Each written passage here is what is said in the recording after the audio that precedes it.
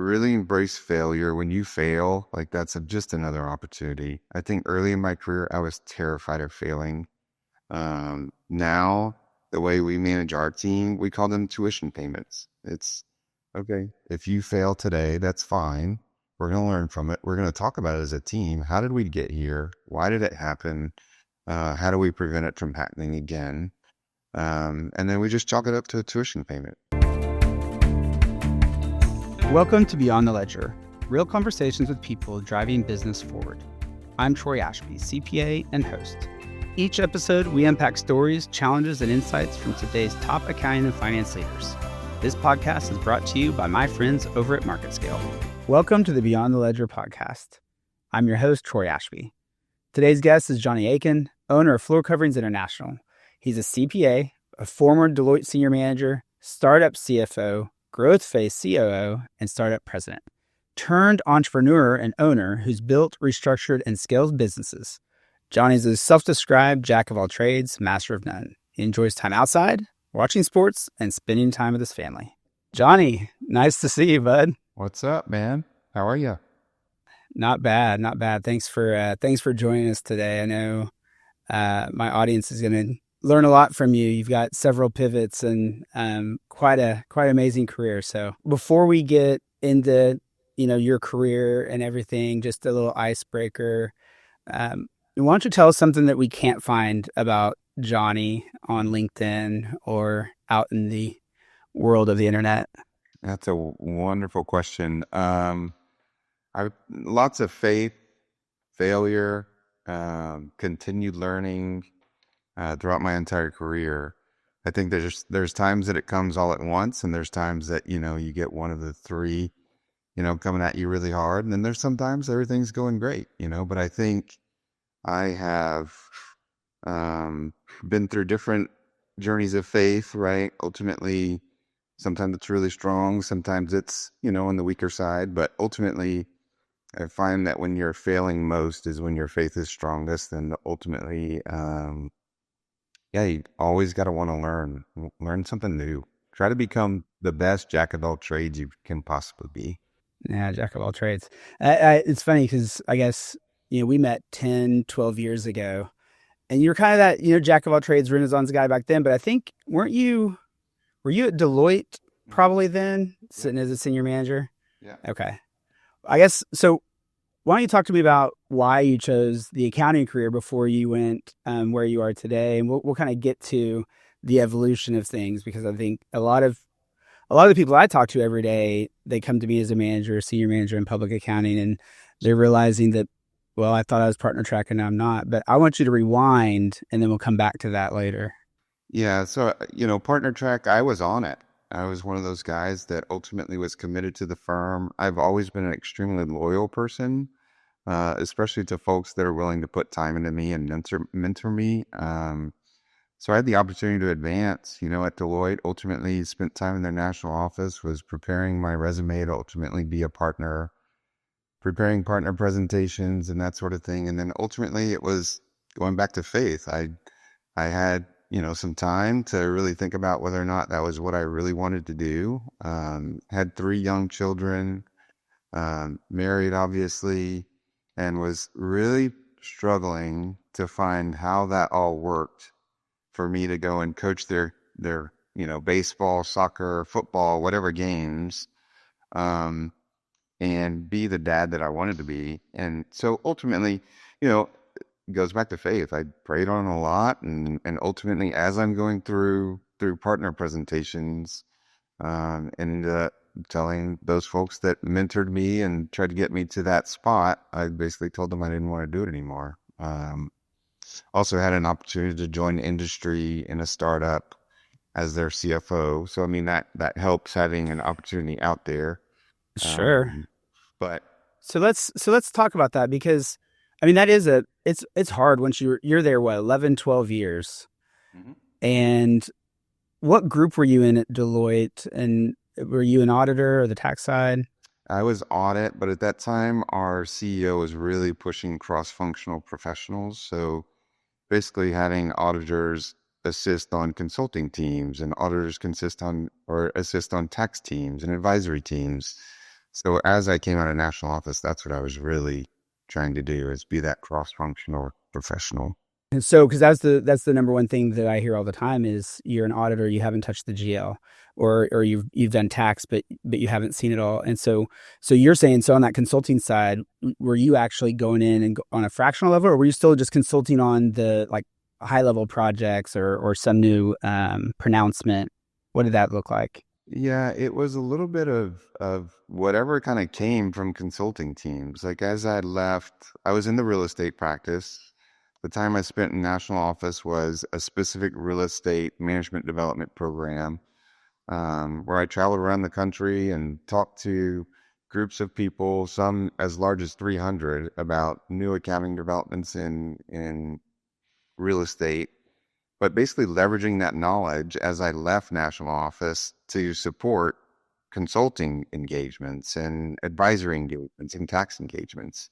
And it could be any question. It could be, hey, what does this pronouncement mean to my client? Because they're consultants. They're better with process, Sure. not accounting pronouncements.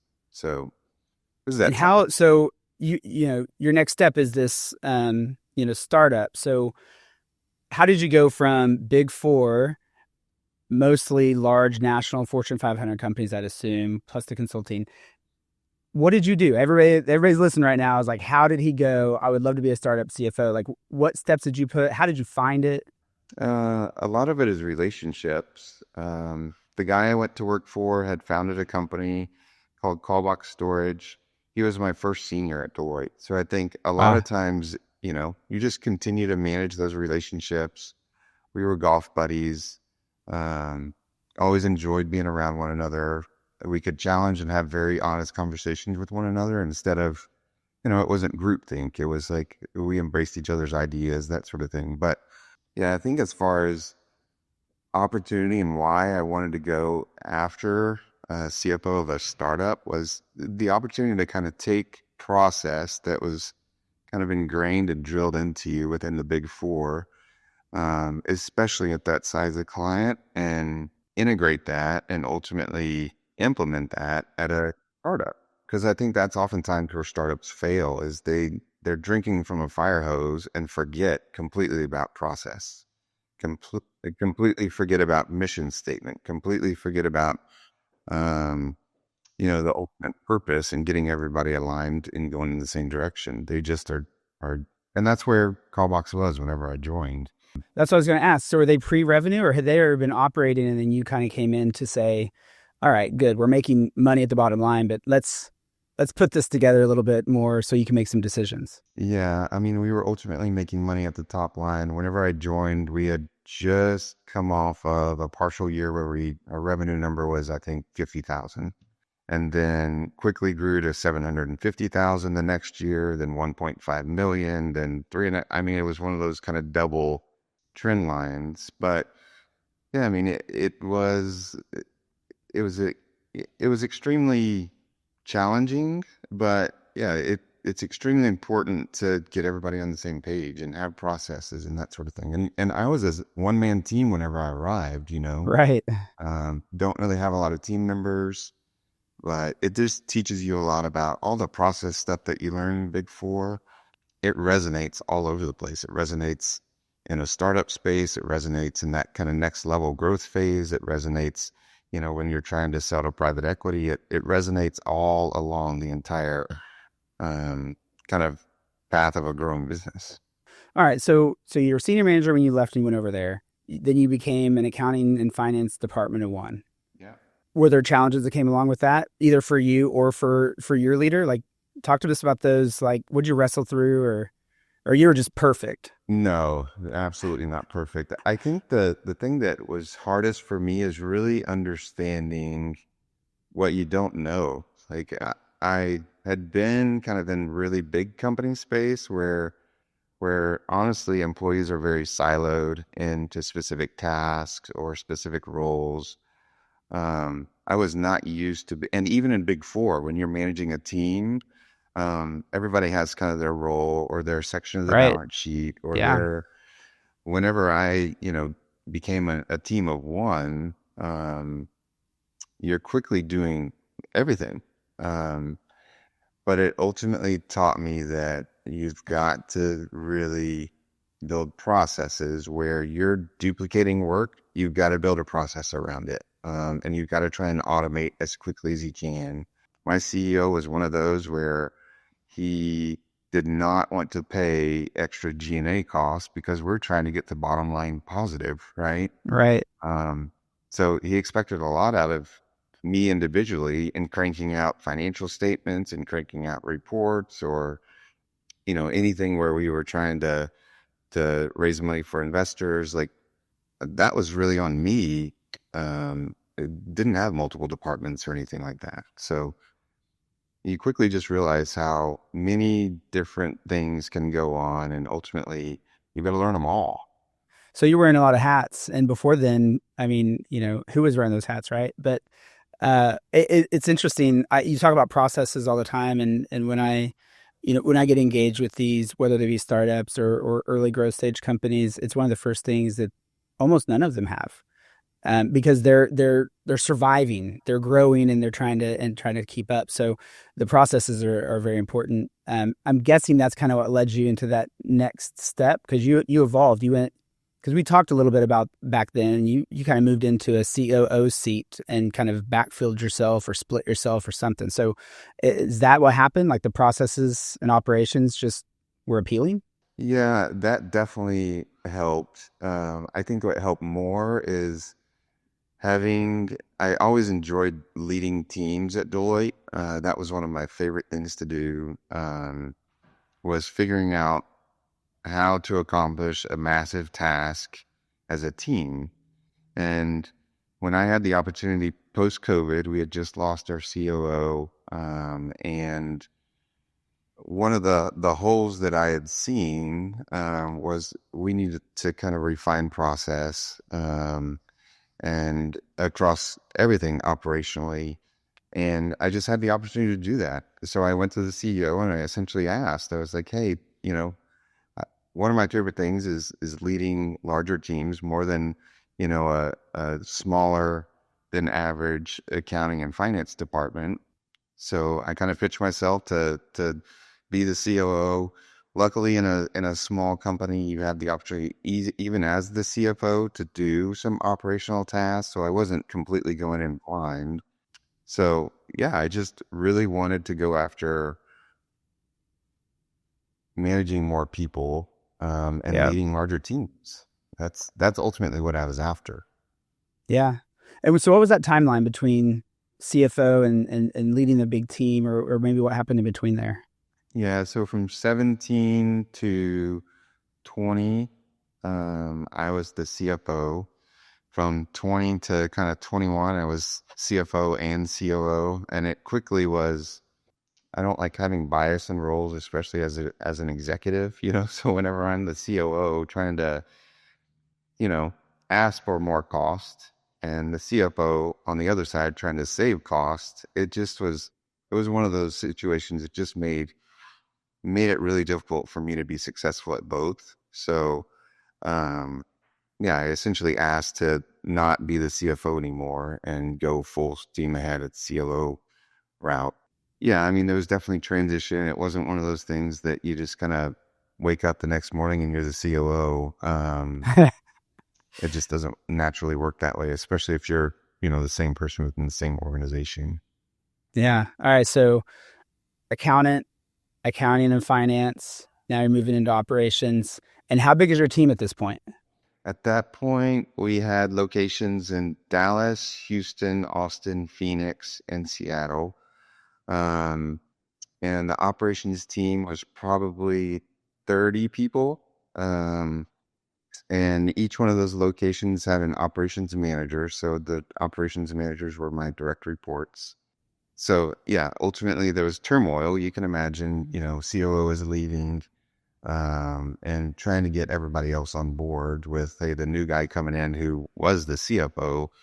Um, Right. there's definitely some challenges that you learn through that, but Is there one that stands out? Is there some challenges that you feel like, somebody might be able to take this and say, okay, this is coming. Maybe they can learn from this one thing. I mean, the biggest thing, I've always been a a very kind of people person. I enjoy kind of the coaching and development of people, but I have learned throughout my career, like your instinct should always trump anything else that you believe, from a business perspective. I certainly had instincts and that gut feeling about some people. I wish I would have pulled the trigger a lot sooner, than kind of waiting around and trying to coach them. Um, there's just some people that aren't coachable, and in those situations, you got to pull the trigger quick. You and me both are bad at that, or have learned over time. What have you put anything in place that helps, make sure that you don't let them stay on too long? Is there something you've done to identify or to protect yourself from yourself? Okay, Yeah. maybe this person is not going to cut it, and I wish them the best. There's two triggers that I kind of pulled near and dear. It's responsiveness and being on time. Um, if your executive officer is reaching out to you and I don't hear from you, in a period of time, sometimes if I think that it's an urgent issue and I don't hear from you within, an hour, um, I'm gonna ask why. Some things, you're a little bit lenient on, but it's really those two things. Like if you Yep. can't be there on time, which is super easy to do if you're a little bit disciplined, and if you cannot be responsive to me as your executive and boss, like, I'm sorry, you know. Isn't it interesting? You're talking about all things that they can't control, right? It's not the skill or the intelligence. It's those intangibles that, and actually you can't control. You, Johnny, cannot teach it, right? Um, that's good. No, that's really good. All right. So from the time you started to the time you left, how big was it when you left? And let's talk about kind of moving on to ownership. You can talk through all the things in between, but I'm excited because I haven't heard much about this and we haven't talked about it for a couple of years, and so I'm excited to hear what's coming up. But talk to us about the upcoming transitions. Yeah, so in 2021, I essentially went to our new CEO at the time. Well, I went to our existing CEO and had a sit down conversation. I was like, hey, look, like my parents are aging. I want to get back and be closer to home. Luckily, we have markets, that are in Dallas, Austin, Houston, and I want to move right into the middle of all three of those. And it was embraced. They were like, yeah, that's great. We need to focus on those three cities anyway. The expectation would be that you would commute and go and be in each one of those cities, at least once a month and continue to help develop the operations. At that time, we probably were towing 100 employees. Okay. Um, and both on the logistics front and the normal callback storage front, we were approaching $10 million in revenue. And then ultimately we had a CEO change. So strategy, as you can imagine, when you change a CEO, changes a little bit. I was already completely committed to moving toward the Central Texas area. And then, post COVID, expenses and cost of operating a business, especially in the storage space that we were in, was going out of control to the point Mm, where, a $10 million business, you would think that should be cash flowing pretty healthily. Um, yeah. but there was one segment of the business, specifically our storage segment, that was not doing very well, mainly because of just cost. You had cost in vehicles. We're about 5 years old now. Legacy vehicles are starting to turn.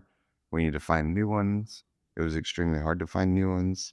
Employees that we used to start, at that $12 to $15 an hour range are now asking 25 to 30. Warehouse space that we would have rented at $5 a square foot per year is going up to 10 to 12.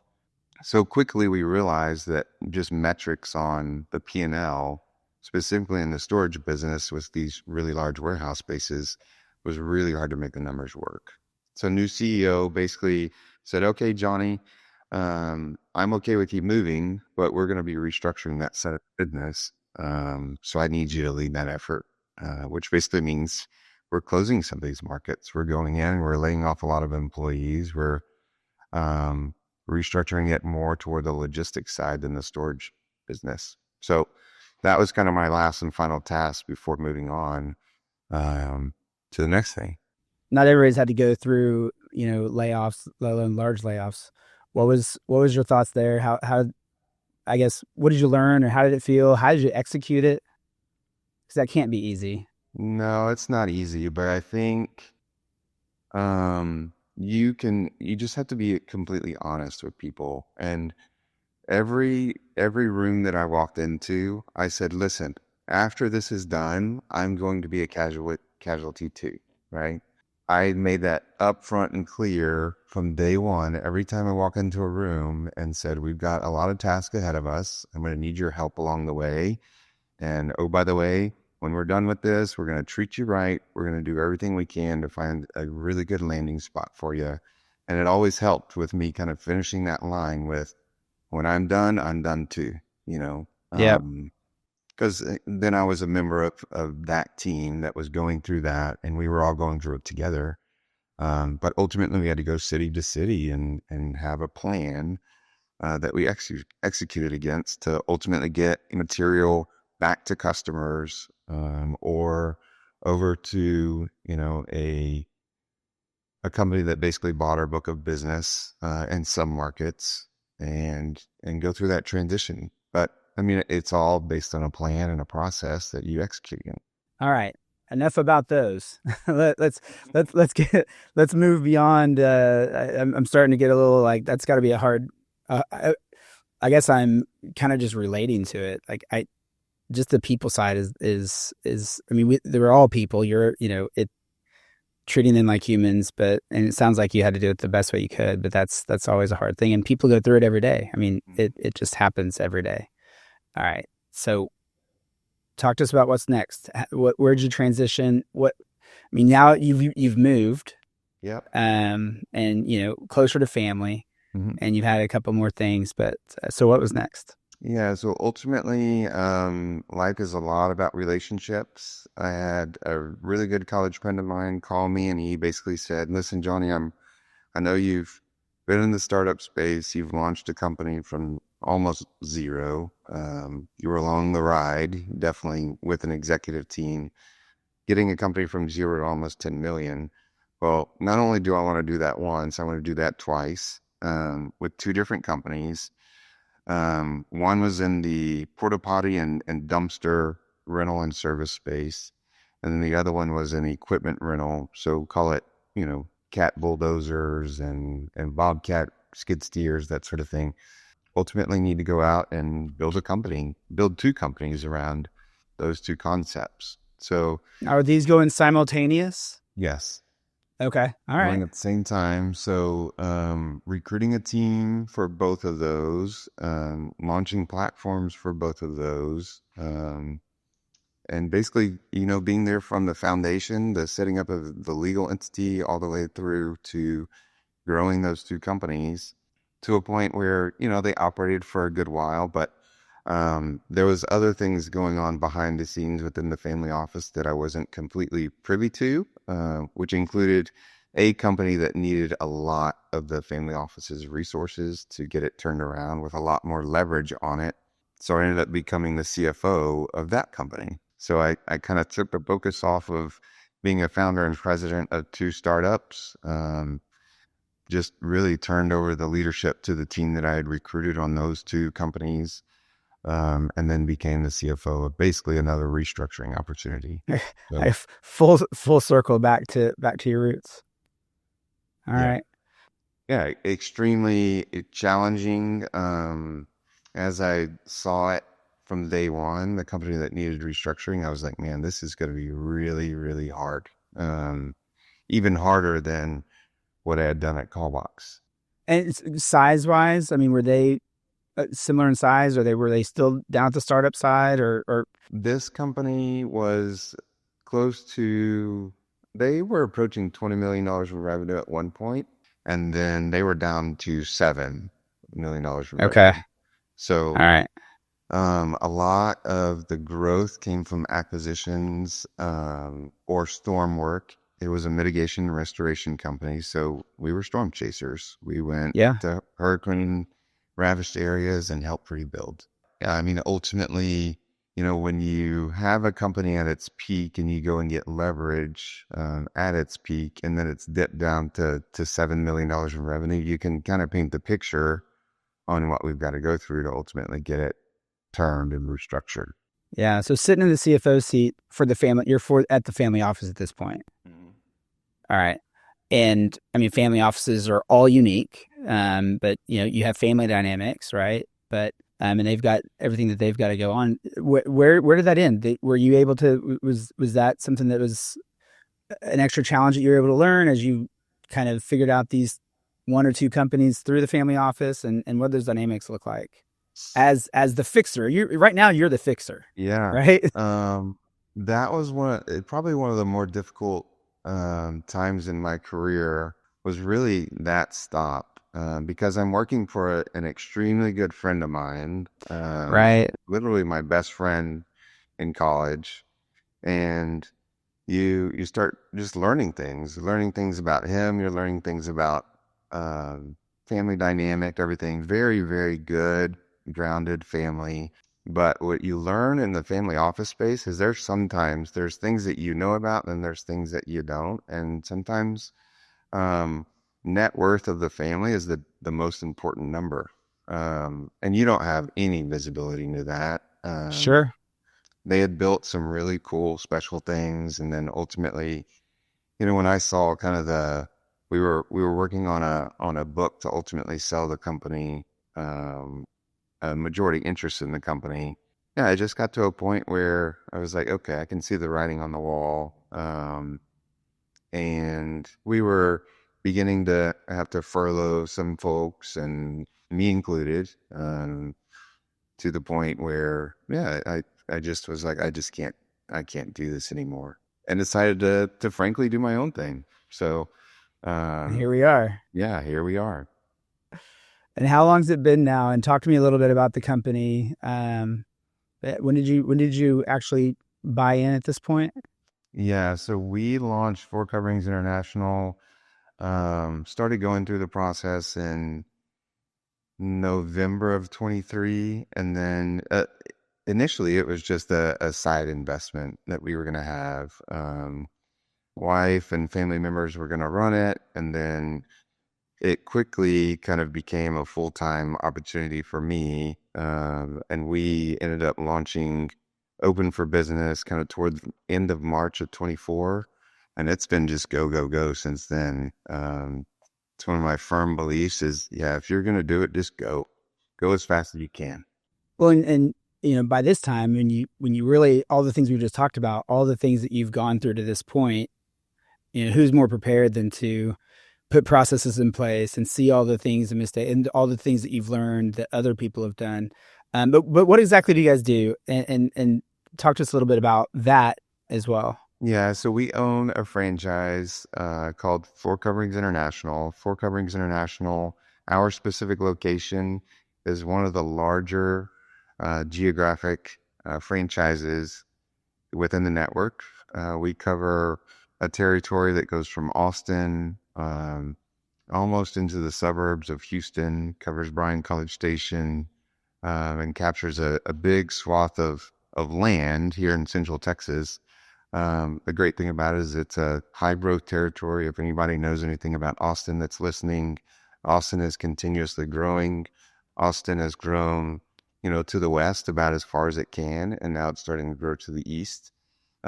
Interest rates have impacted it a little bit, but we looked at it as a long-term investment, where we're buying a massive territory of land in a high growth area of Texas where, if we can build a base business, there's a massive opportunity for us to ultimately be the largest franchise in the network. So the great thing about Four Coverings International, if you ever do your research on them, we're the highest rated flooring company in North America. We operate out of the mobile showrooms, so it goes back to my time at Call Locks, really spending time in homes in being a mobile storage solution. Well, now we're a mobile flooring company. We basically take samples into folks' homes and help them select floors in their house instead of them running back and forth to big box stores trying to identify the floors that they want. So, I mean, that's kind of the basis of the business. By it being really highly rated, and what I mean by that is not Google ratings. I'm talking about Net Promoter Score ratings. We are off the charts in service from a Net Promoter Score standpoint across the entire network. Um, so I quickly realized these guys are onto something. Yeah. For those that aren't familiar with Net Promoter Score, could you talk about that a little bit? Yeah, so Net Promoter Score, it's basically a Google review that you can't lie. Google reviews, you can basically ask mom, dad, grandparents, your kids to go and throw up a 5-star review, right? Net Promoter Score is a lot more random. We take our Net Promoter Score in 3 phases of our business. One is really that initial reaction with the customer or the initial interaction. The next is when we're in the home, actually preparing a proposal. And then the last step is really when when the customer is actually a customer. We've actually installed floors for them.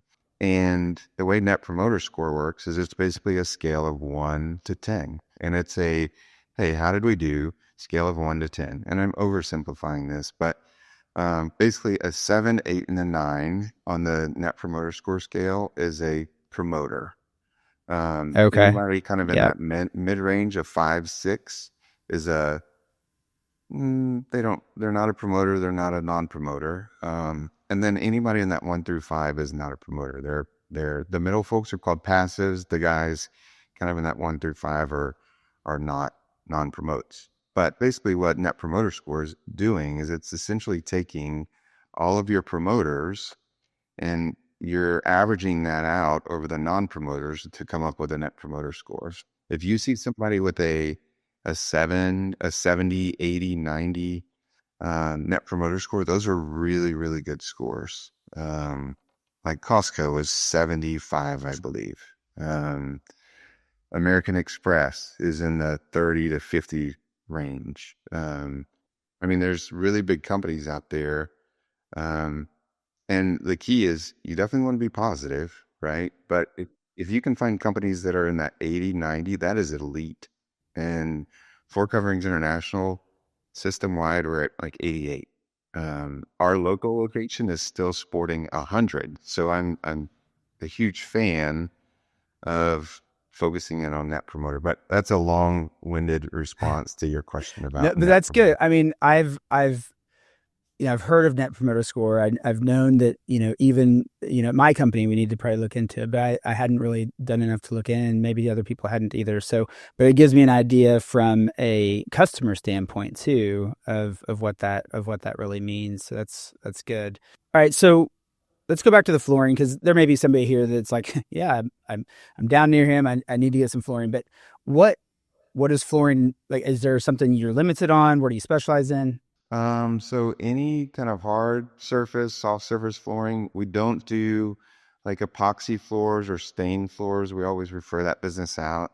But any other type of flooring, we take it on. We'll do, rubber gym floors, for weight rooms, that sort of thing, hardwood floors, carpet, obviously, but basically anything flooring, we're going to be pretty well involved. We do a lot of repairs on subfloors for folks.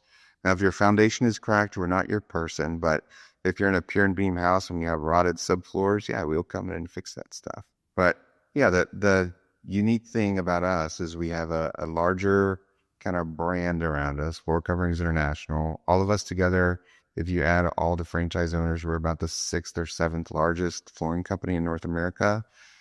And then you get the local touch. You have owners that are extremely involved. For flooring, I mean, if there are any listeners that are interested in flooring, we're offering 10% off.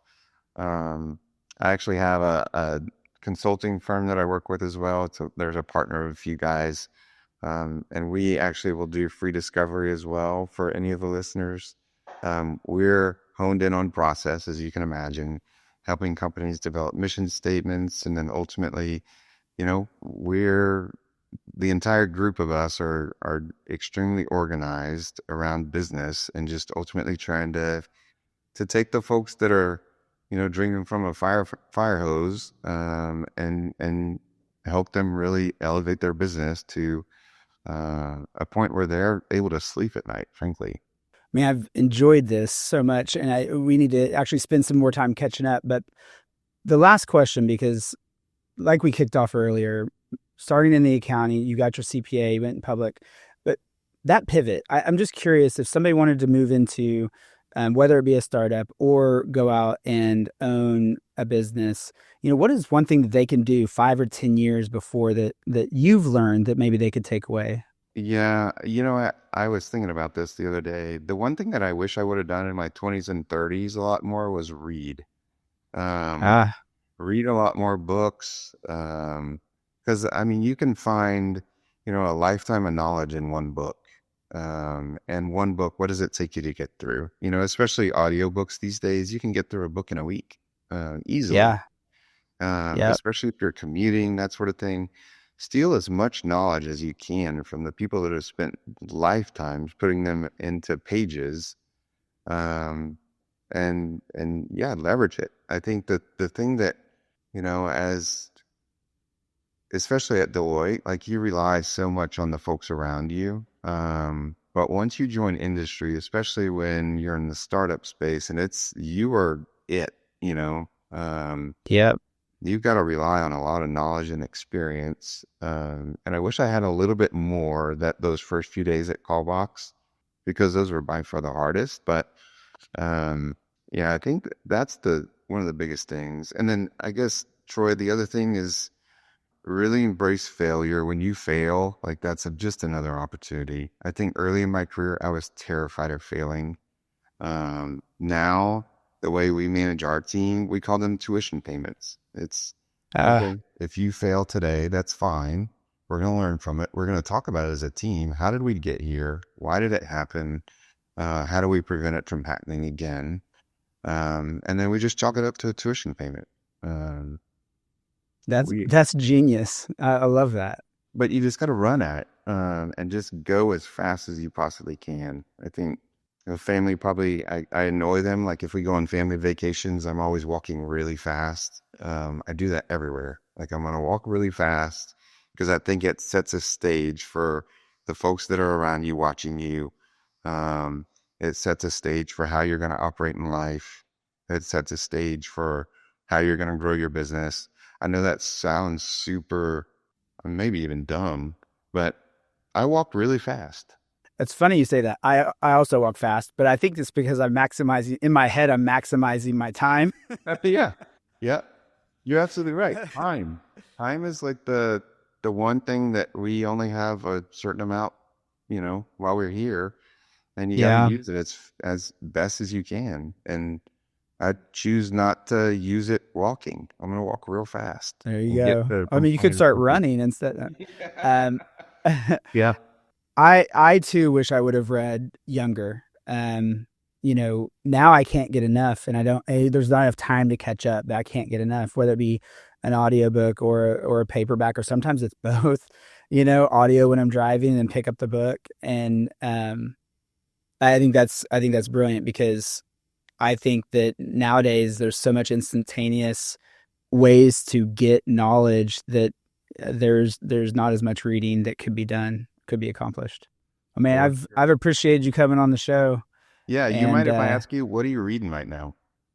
oh my gosh, so I'm actually going through. I wish I actually used to have it behind me. I'm boring book guy, but I'm rereading Traction. Yeah. So I've Mhm. been, I mean, I've read it once. Actually, it was audiobook the first time, and so now I'm going back through and doing it in paperback because it was too hard to process Yeah. via audio. Yeah. Yeah. What about you? So I'm actually trying to make it all the way through the Bible right now. Okay. But yeah, traction is a really important one. I gave a little mini presentation on traction literally last week. We have a networking group that we're a member of, that, and traction is kind of their book of the month. Yep. Yep. And we we're not 100% on traction, but yeah, I mean, just implementing a little bit goes a long, long way. Yeah, I think In the business. EOS system is really important. I've tried to read the Bible front to back 3 years in a row. And are you using the app, Yeah. the follow along? Yeah. I feel like that's almost more intimidating because once I get too far behind, I feel like I can't catch up. I just should just roll it forward. But it's such a great way to do it. But I've failed 3 years in a row. Yeah. Well, I'm about 150 days in, so Yeah. not quite halfway, but yeah, it's a 365-day plan. Um, but yeah, you just gotta. I'm a little bit behind too, so See, um, and that's the problem. You feel behind, but you're not. You've gained so much just by reading yeah. for the 150 days, Yeah. and it's more than a lot do. Yeah. Well, I appreciate you coming on, man. It's been great, and try to get down your way and see if we can't get together. Yeah, likewise. I need to get back to Dallas and visit you guys. I'm Troy Ashby, and remember, people are more than their titles, and companies are more than their balance sheets. Follow Beyond the Ledger so you never miss an episode.